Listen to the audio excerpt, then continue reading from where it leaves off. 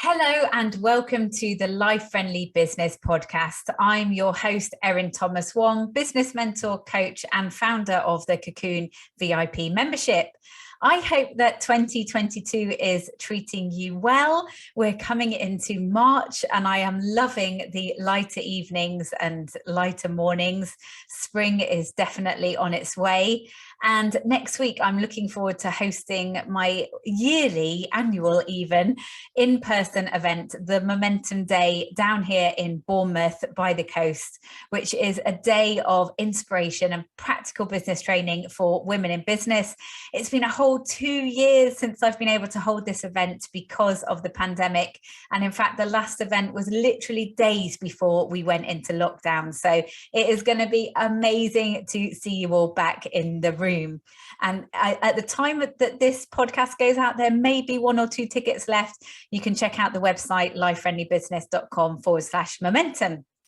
So I hope that you are enjoying season 2 of the podcast, and I would love to hear from you if there's topics you'd like me to cover, and also I'd love to hear what you think. So please do review the podcast either on Apple, or if you would like to write a review on social media and tag at Life Friendly Biz, I would love to see it.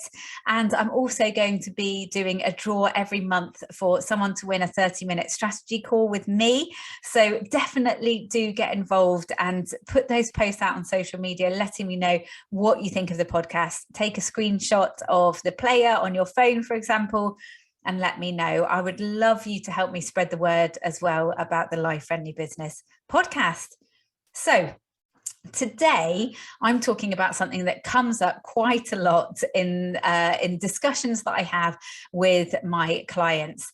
And that's about how you see yourself as a business owner. And I think it's really easy to underestimate how important it is that we are projecting the image that we want to be projecting. And I'm not talking about putting on a mask or, being disingenuous. I'm talking about generally making sure that we are showing up as the business owner that we want to be. So I'm going to share a little bit about my story because I think it might resonate with some of you. And that's that, when I started my first business 13 years ago, I left a career in TV production. I had my first son. And after a few months, I just thought, I couldn't imagine going back to TV. I loved working in TV, but it was all consuming and it was long hours. And so I started thinking, what else could I do? And when he was 6 months old, I took voluntary redundancy and I used that money to invest in a jewelry franchise. And so, as you can imagine, this was a huge change to me. There I had been on TV shoots with a clipboard, organizing crews and talent. And then there I was on a market stall selling jewelry. And I felt like a fish out of water. I really felt very low in confidence. The only idea I had of what it meant to sell something like that would be, like a car salesman, which I felt really uncomfortable with, or, the market traders that shout out and, all those kind of things. And I wasn't that kind of person. I didn't want to be that kind of person. And it took me a long time to find my feet. But what I did find is that I felt like people around me were treating my business like a hobby. And it's only in hindsight that I look back and I think, but that was because I was probably showing up like that, because I was feeling like it was just a small business. No longer did I have the status of a TV production manager.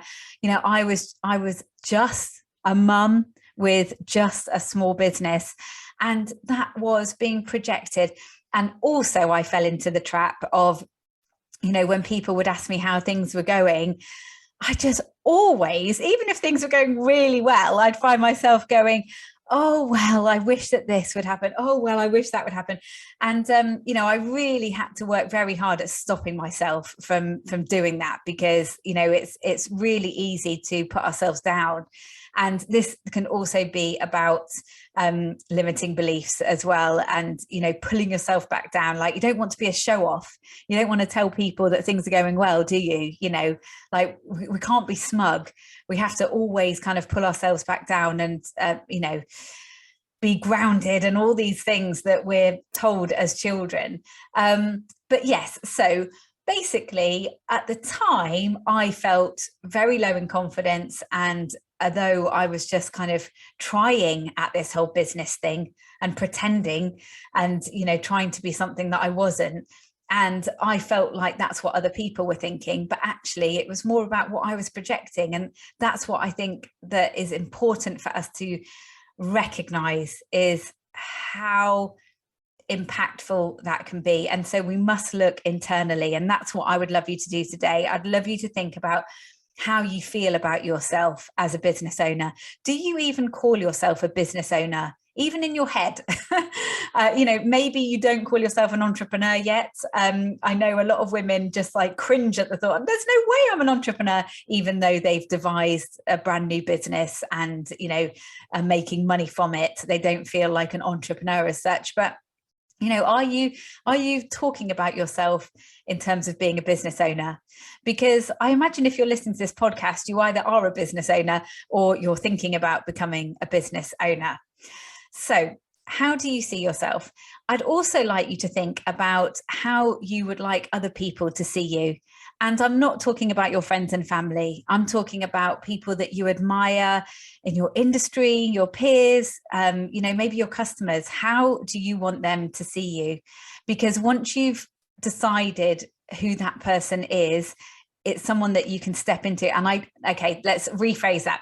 I'm not talking about being someone you're not, but often what you'll have in your mind is actually, this is who you are, but it's kind of the next level of you. It's like the zone of genius you that you can be, and it's in there fighting to get out, but it's kind of trapped by all of the overthinking and the imposter syndrome and the lack of confidence. But that person is inside, and that's the person that I really want to encourage you to step out and be and embrace.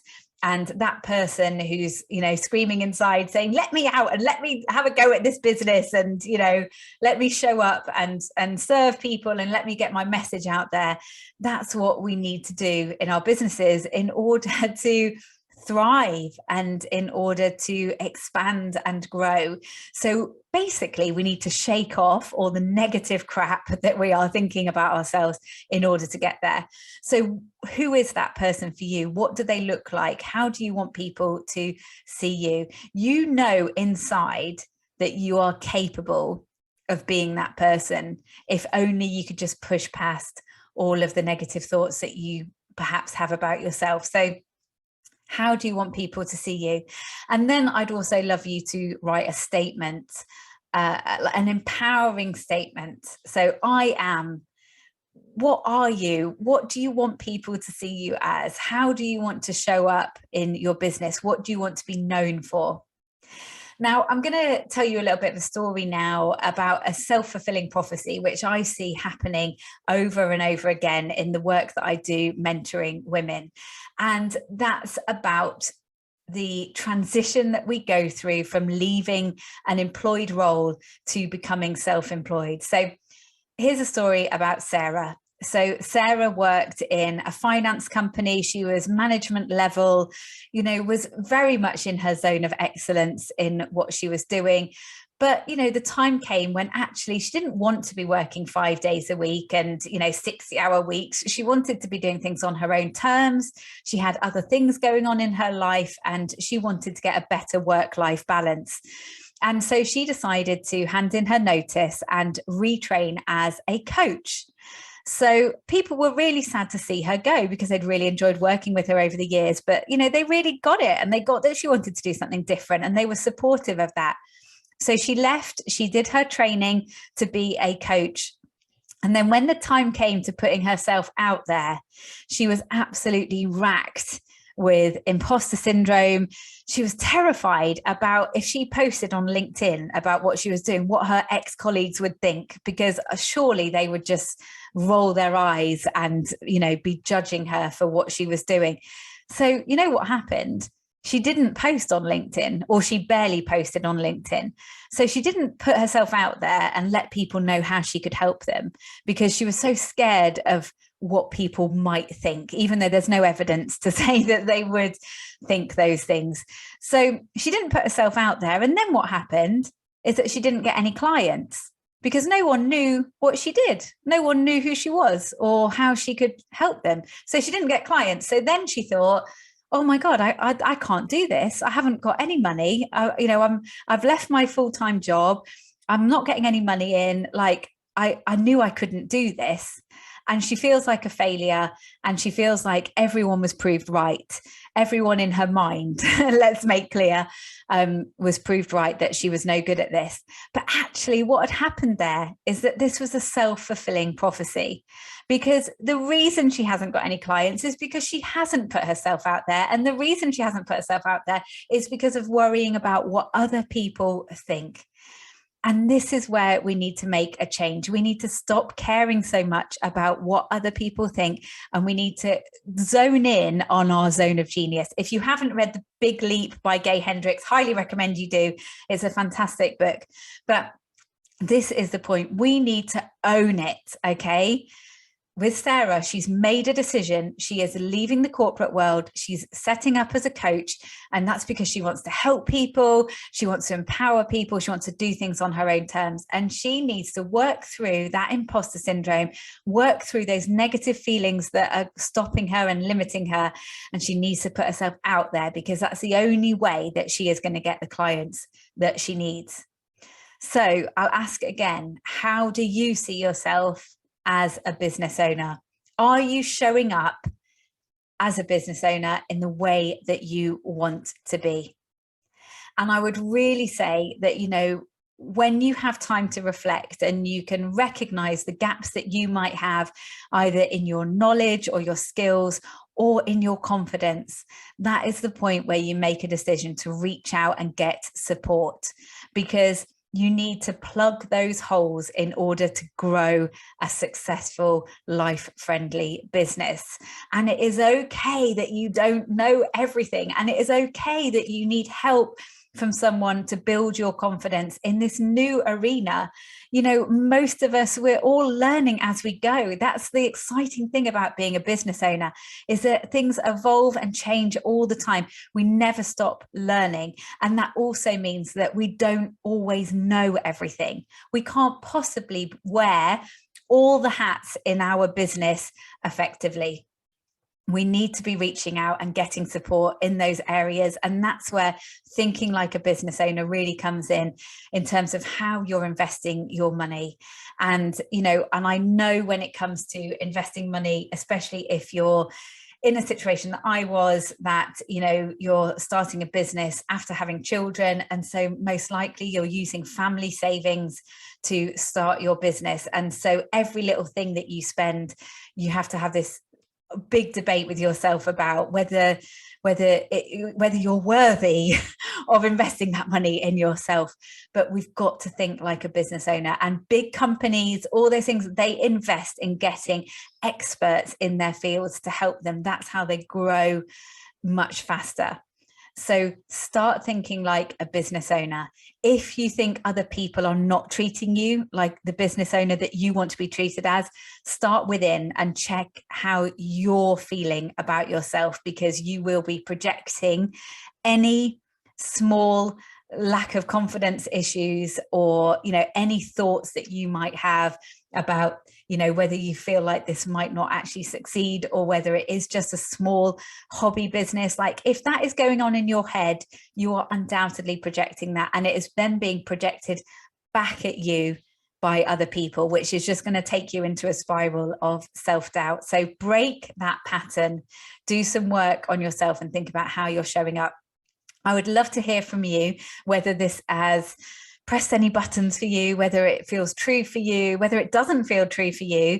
It's a really interesting thing to explore, and something that often we don't make time for because we're so busy just doing the day-to-day, and feeling frustrated when things aren't flowing in the way that we want them to.